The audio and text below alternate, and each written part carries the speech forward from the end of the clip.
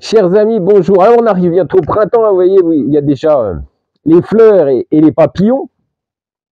Donc voilà, hein, c'est bientôt au printemps. Mais là, je ne vais pas vous parler du printemps. La semaine prochaine, je vous parlerai de vos futurs rendez-vous pour le printemps, des idées. Mais je vous en parlerai un peu plus. Du moins, je vous développerai ce sujet la semaine prochaine pour justement encore des conseils, eh bien, pour vos rendez-vous sentimentaux. Mais aujourd'hui, il va être question de la petite bourgeoisie ukrainienne, russe et biélorusse. Les différences, les grandes différences. Alors, le problème en Ukraine, si vous n'avez pas de contact, si vous ne connaissez pas des gens, si vous ne connaissez pas des personnes influentes en Ukraine, eh bien, on va vous écraser. On va se permettre, du moins. Si vous ne dites rien, vous restez, voilà, vous la fermez et vous restez sur le fait que vous n'embêtez pas cette petite bourgeoisie, personne ne va rien dire, et puis vous passerez anonymement, et puis c'est tout. Mais du moment qu'ils ont réussi, ils se permettent tout. Mais bon, je vais vous en parler dans quelques secondes, on laisse passer le générique, et je vous rejoins tout de suite après pour développer justement ce sujet qui est fort important, étant donné qu'il faut bien comprendre cette différence. À tout de suite.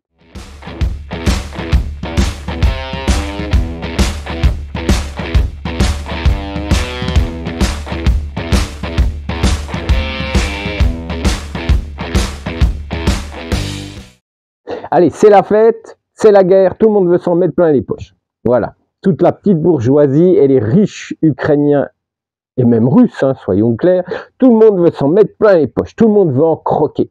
Voilà, on en est là aujourd'hui, hein, surtout malheureusement en Ukraine, et également en Russie, j'en suis sûr que c'est la même chose, mais on en parle moins, parce que bien sûr, ces affaires sont étouffées, on voit bien les problèmes de chauffage, aux problèmes de gaz, etc. Donc on se rend bien compte qu'il y a des soucis également en Russie. Mais en Ukraine, on voit des scandales. Des scandales parce que des gens détournent de l'argent et Zelensky, malheureusement, est obligé de virer certains hauts cadres parce qu'ils ne sont pas honnêtes et qu'ils s'en mettent plein les fouilles. Alors qu'on soit clair, hein, tout le monde croque, hein, tout le monde veut faire son petit business autour de la guerre parce que ça peut enrichir beaucoup de gens. Toute cette petite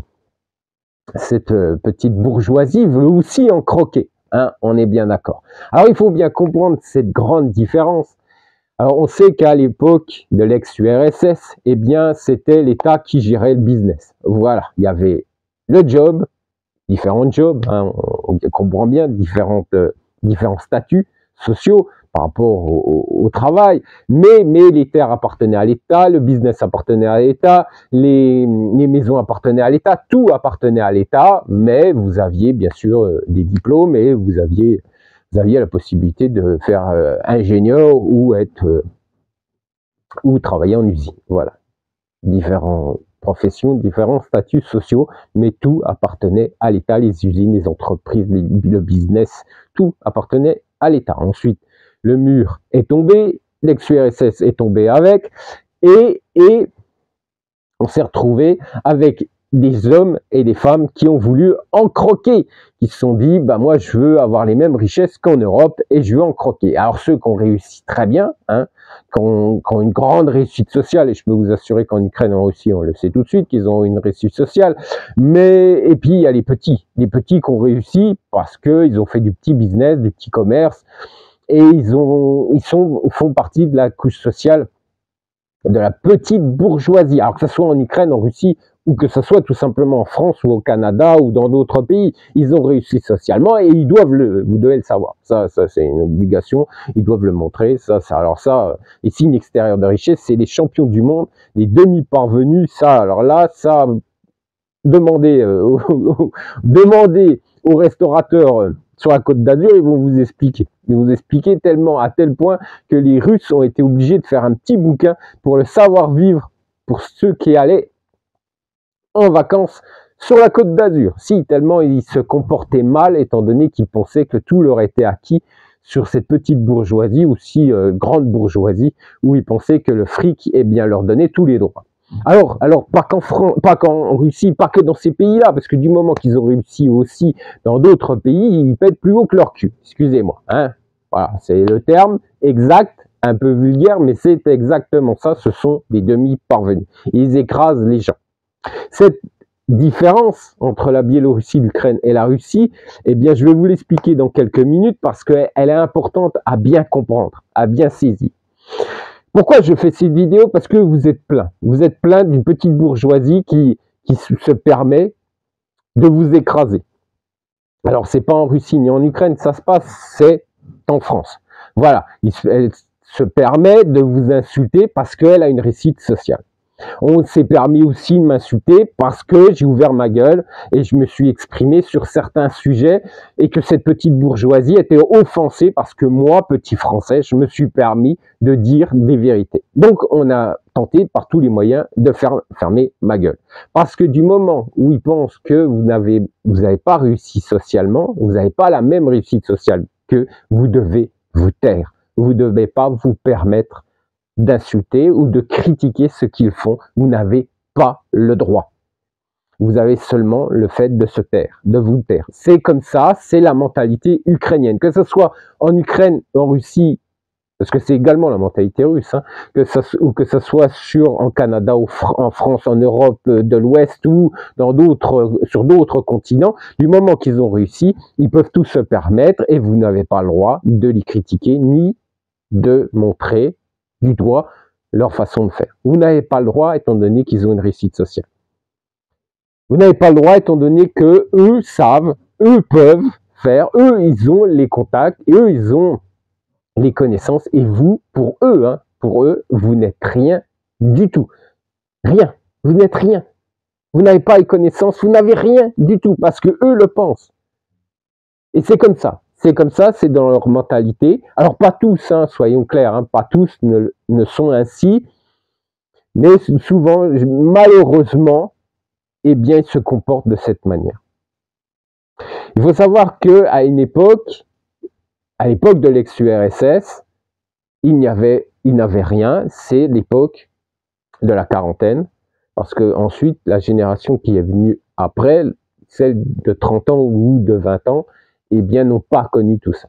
Donc, ça leur a monté à la tête et ils sont puants et ils pensent pouvoir écraser tout le monde du moment qu'ils ont de l'argent.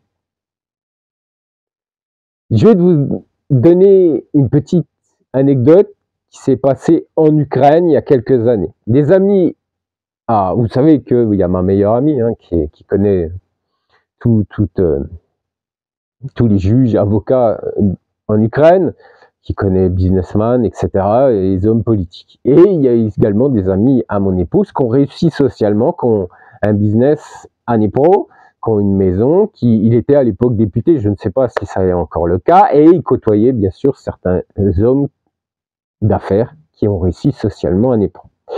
Certains, non, ils ont, pas eux, parce qu'ils sont restés simples, ils sont restés humbles, ce sont des gens très gentils, adorables, mais d'autres, ils ont pris une tête comme ça. Voilà, ils ont pris un potiron, carrément, parce qu'ils ont une réussite sociale. Et ils sont en confrontation constamment avec leurs voisins, pour montrer leur réussite sociale. Quand le voisin s'achète un Porsche Cayenne, il faut s'acheter encore une plus grosse voiture, voilà, avec plus d'options. Ça, il faut le montrer, parce qu'on a une meilleure réussite sociale que le voisin, donc il faut le montrer.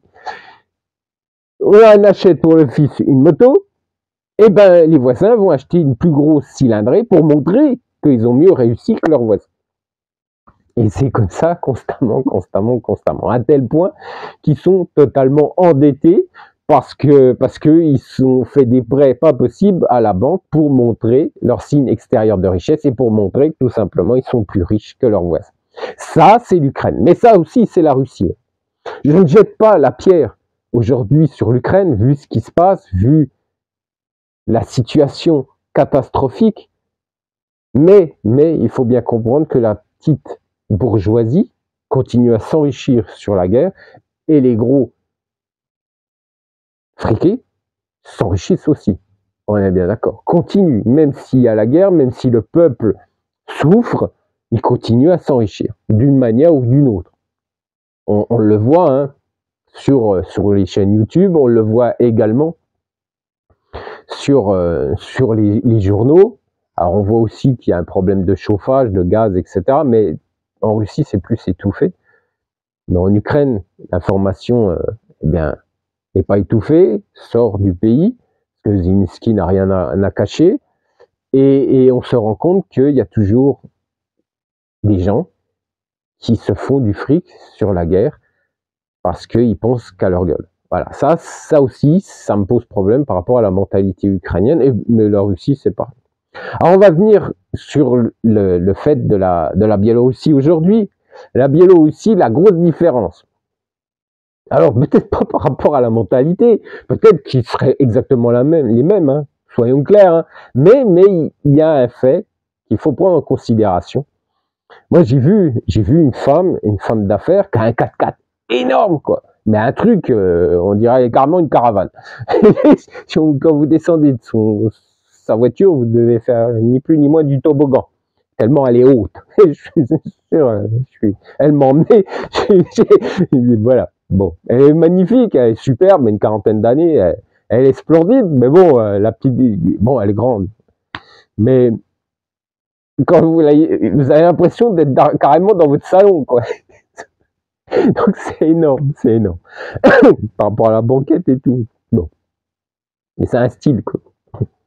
Donc, mais voilà, il y a cette réussite sociale quand même. Mais il se la pète beaucoup moins. Pourquoi il se la pète beaucoup moins? Du fait que, eh bien, du jour au lendemain, si vous faites trop de vagues, si vous montrez trop votre réussite sociale et si vous écrasez trop de gens par votre comportement, eh bien, votre business peut être pris dans sa globalité par l'État. Il n'y a plus de business, ciao, tu retournes au même niveau que les autres et tu te tais, c'est comme ça. Eh bien, en Biélorussie, il faut comprendre, alors j'ai une petite anecdote par rapport à un monsieur qui a très bien réussi sur des produits français, sur des produits cosmétiques français. Je ne vous donnerai pas la marque, parce que ça n'a pas un grand intérêt. Pour cette vidéo, voilà, ça ne vous apporterait rien de plus. Mais ce qui est sûr, c'est qu'il a réussi très bien socialement en Biélorussie. Il a des magasins un peu partout en Biélorussie et je connais la directrice, la DRH, qui s'occupe de la globalité de ces magasins sur la Biélorussie. Et elle me disait, on a discuté ensemble, elle me disait, il stresse constamment. Pourtant, il a une réussite sociale, hein. Je peux vous assurer que le nombre de magasins qu'il a, puis ça fonctionne plutôt bien, parce que les Biélorusses adorent ses produits, eh ben, il stresse. Il stresse parce qu'il a peur que l'État, du jour au lendemain, eh bien, prenne son business. Voilà, c'est comme ça. Tu te la pètes de trop, tu te la joues voilà, à la star, eh ben, on prend ton business. Pourquoi je vous dis, il se la pète de trop, il se joue à la star? Parce qu'il y a une règle en Biélorussie. Tu réussis socialement, tu aides la communauté. Tu aides la communauté financièrement.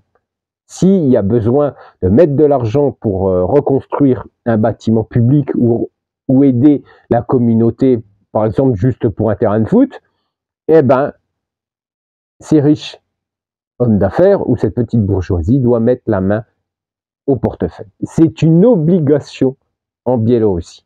C'est comme ça et pas autrement. Bon, il y a aussi le fait que si vous n'êtes pas d'accord avec la politique du président biélorusse, là aussi, ton business, tu peux pleurer. Il y a un hôtel qui a exprimé son mécontentement et qui n'était pas du tout d'accord avec le président. L'hôtel a fermé pendant 1 an. Voilà, après il a rouvert, parce que bon, je pense qu'il y a eu un mea culpa, mais le business a été fermé pendant 1 an. Et tu te tais, t'as rien à dire. Voilà, c'est comme ça. Donc, il y a bien sûr le fait que tu as le droit de faire du business, tu as le droit de t'enrichir, mais il ne faut pas t'empêter. Voilà, comme se comportent les Biélorusses ou les Russes en France ou dans leur pays, hein, soyons clairs. Hein. C'est ainsi, ça se passe ainsi, et c'est pour cette raison, cette grande différence avec la Biélorussie. Il faut savoir également que en Biélorussie, vous êtes protégé parce que vous voyez très peu comment, voilà, ma chaîne est surtout eh bien, focalisée sur les rencontres amoureuses. Il faut savoir qu'il y a très peu d'escroqueries, d'arnaques, voire pas du tout. On peut même dire pas du tout. Ou peut-être un très faible pourcentage parce qu'il passe entre les mailles du filet, mais à ma connaissance, il n'y en a pas. D'escroqueries sur les sites de rencontres gratuits. Il n'y a pas de faux profil. Parce que s'ils chopent celui qui fait ces faux profils, qui vit en Biélorussie et qui exploite ces pauvres Français naïfs qui veulent épouser au bout de 3 semaines la femme, eh bien, peut finir en prison très rapidement. Il n'y a pas, t'as de l'argent, t'as pas de l'argent, tu veux finir, voilà, tu passes à la case prison directement sans passer par la case départ. Voilà, ça, il y a même pas, non, il y a même pas. Tu vas directement en prison parce que la réglementation biélorusse est beaucoup plus sévère que russe, ukrainienne, même si vous avez du fric. C'est pareil pour tous. Voilà, c'est comme ça. C'est les grosses différences en Biélorussie. Alors quand on me dit que la Biélorussie est ci, que la Biélorussie est ça, moi ça me fait rire parce que, en toute sincérité, je n'ai rien contre l'Ukraine. Vous le savez, j'aime beaucoup ce pays. Mais quand j'ai été faire le tour de la Biélorussie, je vous rappelle que j'ai fait toutes les régions biélorusses tout seul, en tant que Français. Eh bien, à part quelques anecdotes avec la police, parce qu'ils étaient un peu stressés, mais après, quand ils ont su que j'étais français et que on a même, avec certains, j'ai même sympathisé. Pas tous, hein, mais avec un, j'avais sympathisé. Eh bien, vous n'avez pas de problème. Vous n'avez aucun risque. Comment dire, pas d'agression, pas de vol à l'arraché. Et ma femme, je peux vous assurer que ma femme était plus rassurée quand j'étais en Biélorussie que du fait que j'allais faire, vous savez, si vous suivez ma chaîne, que j'allais faire un tour, du moins, que je voulais faire le tour des Carpates en 1 semaine, je crois. Et ma femme, là, stressait parce que elle partait du principe qu'il y avait beaucoup plus de danger en Ukraine qu'en Biélorussie. Et que la Biélorussie est beaucoup plus sécurisée que l'Ukraine. Voilà, c'est ainsi, messieurs. Alors bien sûr, vous pouvez vivre en Ukraine, dans certains villages, comme nous, on souhaite faire après la guerre, vous aider à aller dans certains villages des Carpates. Mais ce qui est sûr, c'est que la Biélorussie, je vais être honnête avec vous, la Biélorussie est plus sécurisée que l'Ukraine, que ça soit aujourd'hui, bien sûr, à cause de la guerre, on est clair, mais même avant, par rapport à ce problème aussi de pauvreté qu'il y avait déjà en Ukraine à cette époque. Voilà la différence. C'est la différence qui fait que ces pays, malgré le fait qu'on critique, ont une mentalité différente. L'insécurité, malheureusement, avec la guerre aujourd'hui, c'est plus d'actualité. Mais ce qui est sûr, c'est qu'avant la guerre, la Biélorussie était beaucoup plus sécurisée, excusez-moi, que la France. Voilà, c'était un pays où on pouvait se balader le soir sans être agressé. Voilà, soyons clairs. Et les enfants se font pas violer à leur sortie de l'école.